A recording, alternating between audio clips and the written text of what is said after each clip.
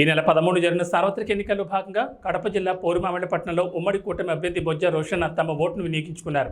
ఈ సందర్భంగా మాట్లాడుతూ బద్వేల్ నియోజకవర్గంలో సార్వత్రిక ఎన్నికలు ప్రశాంతంగా జరిగాయని, అన్ని బూతులను పరిశీలించారని ఆయన అన్నారు. ప్రతి బూత్లో 80% ఓటింగ్ జరిగినట్లు ఆయన చెప్పారు. ప్రజలు కూడా తమ ఓట్లను ప్రశాంతంగా వేశారన్నారు. ఎటువంటి ఘర్షణ లేకుండా గట్టి బందోబస్తు ఏర్పాటు చేశారన్నారు.